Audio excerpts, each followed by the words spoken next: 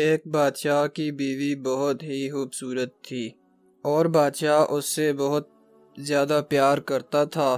جب ان کے ہاں بیٹی پیدا ہوئی تو بیٹی کی پیدائش کے بعد بادشاہ کی بیوی انتقال کر گئی۔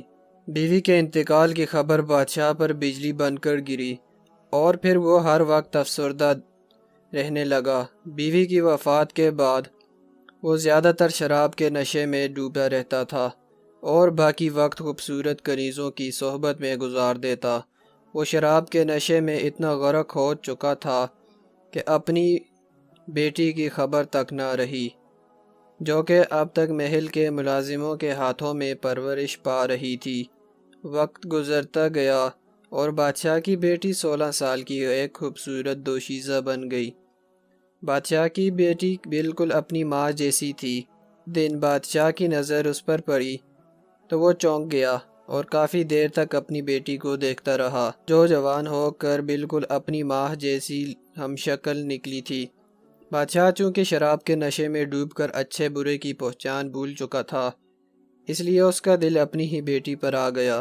اس نے سوچا اب جو بھی ہو اس سے شادی ضرور کروں گا، لیکن کیسے یہ بات اس کو پریشان کر رہی تھی۔ وہ ایسا کام کر کے اپنی رعایا کو اپنے خلاف نہیں کرنا چاہتا تھا اور یہ بھی جانتا تھا کہ یہ بہت بڑا گناہ ہے، لیکن وہ عورتوں کے ساتھ گناہ کرنے کی عادت کے ہاتھوں مجبور تھا۔ آخرکار اس نے علماء کرام سے اپنا حق میں فتویٰ لینے کا فیصلہ کر لیا۔ اس نے سوچا کہ وہ کسی عالم کو سونے چاندی کا لالچ دے کر اپنے حق میں فیصلہ کروا لے گا اور پھر اپنی بیٹی سے شادی رچا لے گا اور اس طرح گناہ بھی فتویٰ دینے والے کے سر چڑھ جائے گا۔ بادشاہ نے ایک عالم دین کو بلوا کر کہا کہ میں اپنی بیٹی سے شادی کرنا چاہتا ہوں، کیا یہ جائز ہے؟ عالم نے کہا نہیں، ہرگز نہیں، یہ بہت بڑا گناہ ہے۔ بادشاہ نے اس کو ہر طرح کا لالچ دیا، لیکن عالم دین نے بادشاہ کے حق میں فتویٰ دینے سے انکار کر دیا۔ بادشاہ نے غصے میں آ کر اسے قتل کروا دیا، پھر دوسرے عالم سے کہا کہ اس کے حق میں فیصلہ دے، لیکن اس نے بھی انکار کر دیا۔ بادشاہ نے اسے بھی قتل کروا دیا اور اسی طرح پھر تیسرے عالم دین کو بھی قتل کروا دیا۔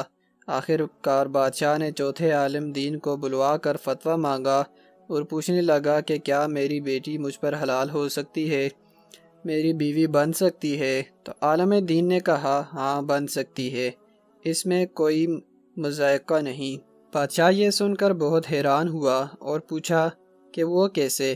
عالم دین نے بادشاہ کی آنکھوں میں دیکھ کر کہا اے بادشاہ، اللہ تعالیٰ کے نبی کریم صلی اللہ علیہ وسلم کا فرمان ہے کہ جب تم حیا نہ کرو تو پھر جو چاہے کرو، جو مرضی کرو۔ جب تم نے بے حیا بن کر سوچ ہی لیا ہے تو تم پر سب کچھ جائز ہے، کیونکہ تم بے حیا بن چکے ہو۔ سننا تھا کہ بادشاہ کو اپنی غلطی کا احساس ہوا اور وہ رونے لگ گیا اور اپنے گناہوں کی معافی مانگنے لگا۔ اس دن کے بعد بادشاہ نے اپنے گناہوں سے سچی توبہ کر لی۔ بات یہ ہے کہ اللہ کے ولی حق بات کہنے سے نہیں ڈرتے، چاہے وہ بادشاہ کے سامنے ہو یا کسی کے بھی سامنے، ان کی جان ہی کیوں نہ چلی جائے، وہ حق بات کرنے سے نہیں ڈرتے۔